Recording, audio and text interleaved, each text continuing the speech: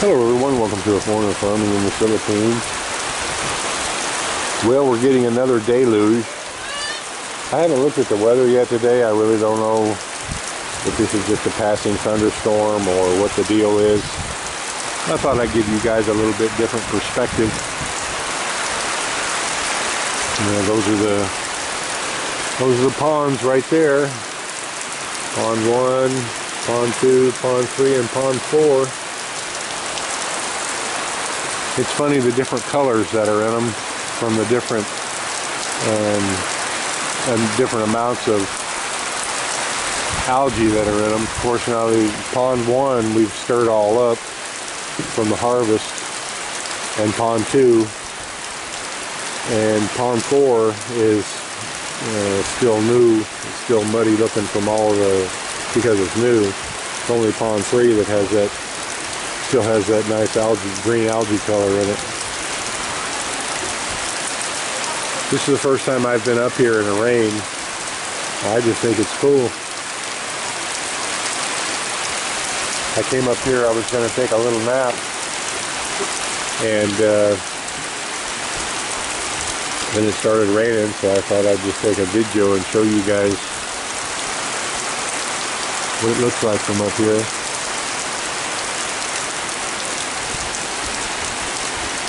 This is one of the best ideas I've ever had.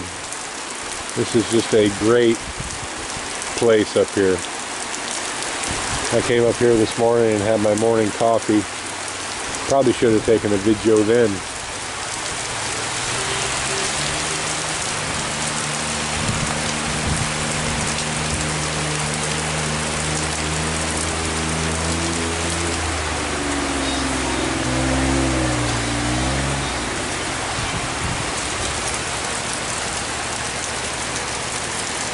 But this is nice.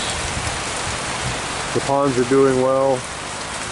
I don't know if we're gonna look. Today is, what is it? Today is Holy Thursday and tomorrow's Holy Friday or something. I don't know. Anyway, the guys only worked a half a day today. They're going to be off tomorrow. I would imagine that they're not going to feel much like working Saturday. I don't know, maybe. So there's not going to be much going on around here. I've got some pretty bad cuts on the bottom of my feet because all that harvesting was done barefoot, and those shells cut you. I think Ablett's got a couple wounds on his foot. I don't know about the other guys, but I know that I'm not going to be doing a lot around here.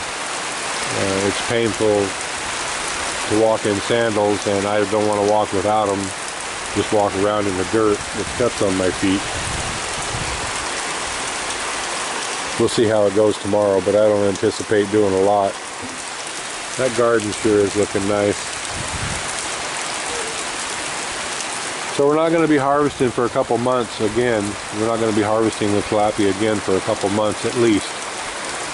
Might even be 3 months. So as soon as it stops raining and dries out some around here, and who knows when that's going to be, I have heard that the dry season was supposed to have started like a month ago, but I think the recent typhoons have kind of thrown a monkey wrench in that. I'm fairly certain that this is a remnant.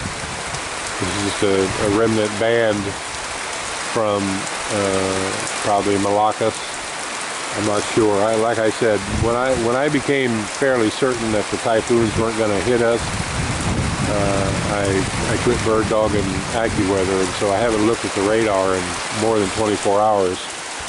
So this kind of snuck up on me here. There's some pretty good thunder in the distance there.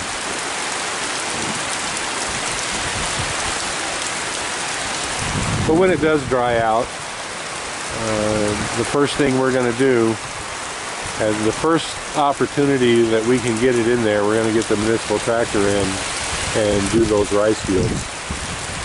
Right down there, all that area there. We've got about 2,500 square meters there. which we're going to turn into a badass garden. I don't know how else to describe it. And you know, we're not, while the tilapia are profitable, they are not enough to support us. You know, $400 or $500 a month is what we can expect to make from the tilapia ponds. I think that we can make at least that much, at least 2 times that much off of that 2,000 square meters there. Perhaps even more. You know, we haven't seen our friend Shirley, who has the little produce. She had a produce stand, now she's got a produce truck. We haven't seen her truck, and so Maricel messaged her today to try to get in touch with her. I want to ask her like 6 or 8 things that we can plant in those fields that she has difficulty getting from Mindanao, because everything she gets it from Mindanao. Things that sell well here. I mean, I have general ideas, but I want to get a little more direct information from her. Things that sell well here and that are high dollar per kilo and production. I mean, I don't want to raise something that we can get 1,000 pesos per kilo for, but only raise it 1 or 2 kilos. I'd like to, and you know, the cucumbers are fine. They're highly productive. Both Maricel and Gina are having no problem selling their cucumbers, and they're selling sometimes 30 kilos a day, and that's just out of those basically 3 little rows of cucumbers they've got. And at 25 pesos a kilo, you know, that's okay. But what I need to know is if we can sell 5 times that many in a day, and if we can, you know, the crops that I have considered putting down there are cucumbers, what they call bell peppers here. They're not a bell pepper. They're more like an Anaheim.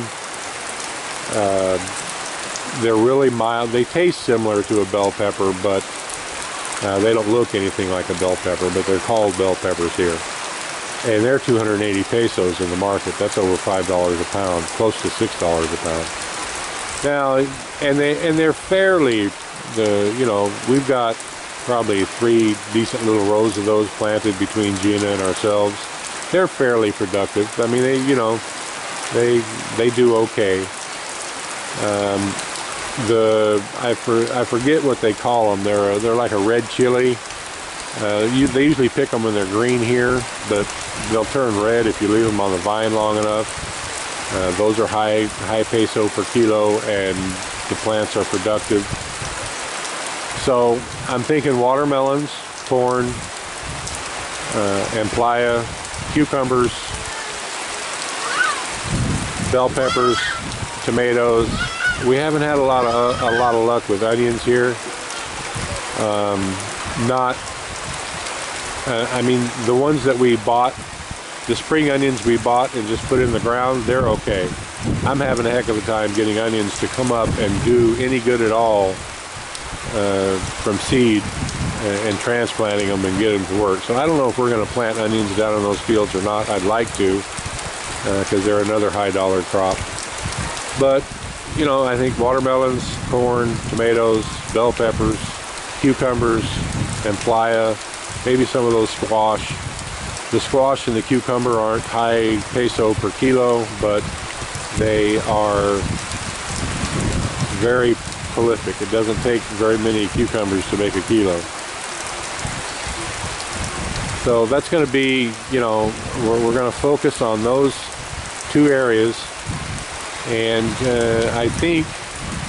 I'm hoping that between the tilapia ponds, those fields out there, and the banana trees will be back in production in another, we'll probably start getting bananas in another 3 or 4 months. I think between all those,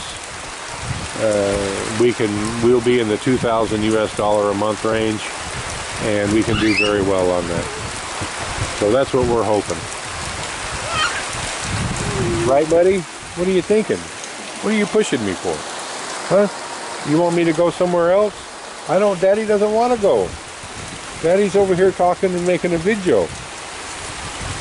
What are you pushing me for? Huh? Where? Where are we going? Well, Charlie obviously wants to go somewhere, so I'm going to end this one up. Thank you, everyone. Please like, comment, share, and subscribe.